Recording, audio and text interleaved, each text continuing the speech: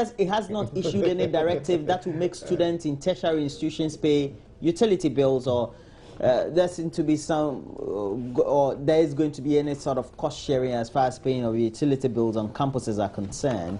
And addressing students of the Accra Polytechnic as part of the Campus Connect series, the Education Minister, Professor Opoku Agyeman, said that policy initiative was only a proposal and no definite decision has been taken on the subject. But Eric, I tell you that we're told that an MOU had been signed, and so the thing would have taken effect, if I remember vividly, from August. And they called it the UPSA Declaration, I believe. I read it vividly. It was even signed by the National Union of Ghana Students, whose leadership had been accused by the membership that they didn't involve them, it was not participatory. This is deja vu for me, right?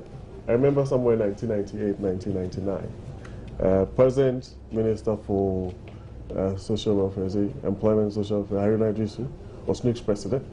And that is my first taste of student political activism, when the then government wanted to introduce residential user fees and academic user fees.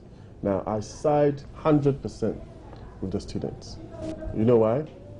You see, sometimes it's imperative that we stick to a certain level of core values and principles. Now, the main protagonist actually propagating this whole new policy of students paying utility bills, right? Were student activists themselves, right?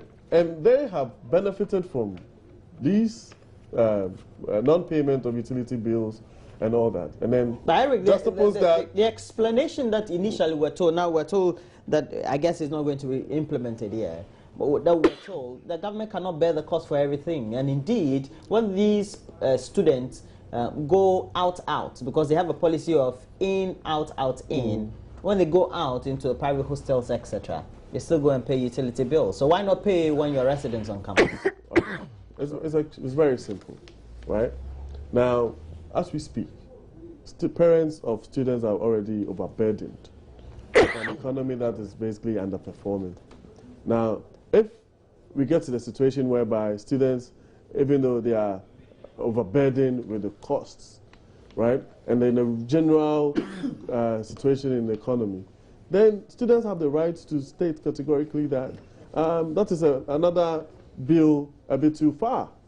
Yeah, and in any case, the reason why students, and I agree with students that they shouldn't even think about paying, is the fact that government's own actions and inactions, whereby the corruption, the immoral corruption that has actually permeated this government, and then all of these monies that have been paid out to cronies and all these dubious business dealings, judgment debt and all that.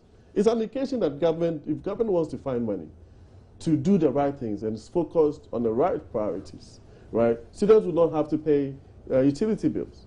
As far as I'm concerned. That there will be enough money to... Yes, as far as I'm concerned. Government should be thinking about ways of even making sure that students on campuses, right, have access to power 24/7. Recently, it was quite sad that students were writing their exams and everything. They actually went to the ECG to try and negotiate that. Maybe the lights should be on probably during the evening so that they can study. And what happened?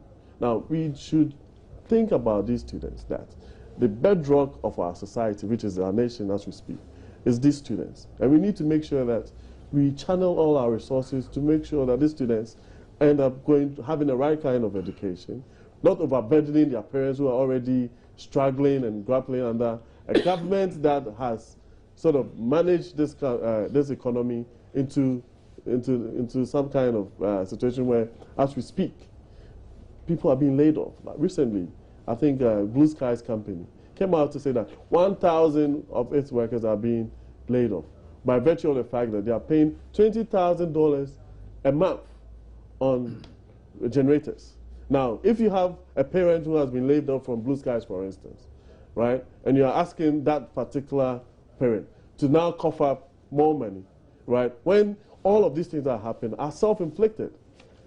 It's because of the ineptitude of the government. So you're saying it's a cyclical thing. Exactly. So you cannot, you need to. So government can renege on their responsibility. My point is that government is meant to be like a father for all. But government is not always Father Christmas. No, Are you saying that? I appreciate. You have lived in the UK. Is that what happens? Let me. Yeah, electricity bills are free? No, they are not free, right?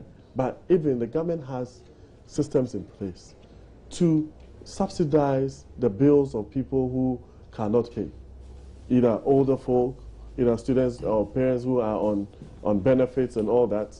So if there's a system in place to make sure that even when it comes to bills on campuses, the government finds a way of subsidizing it, so be it. Right, so as far as I'm concerned, students, and then I think that's a good idea that government is actually backtracking on this policy of students paying utility bills, because that would be really unfortunate for government to actually go ahead and do that. The difficulties of the country seem to have given sore throats to Fred. He's been coughing all along. But the point is that almost like a U-turn, the last week we were told there was a formal announcement that was made. Now it is almost a U-turn. Walker, I think that once upon a time at our universities, our fathers and parents who had the opportunity at the time ate from the university free of charge. They took their breakfast, their lunch, and their supper. They even had allowances. Some of them had allowances Bangla. at our universities. They called it Bangla. They stayed in the rooms, one to a room, two people to a room. Some even stayed on the university campus with their wives and kids. Some married and stayed there. Those were the comfort people had those days in our universities.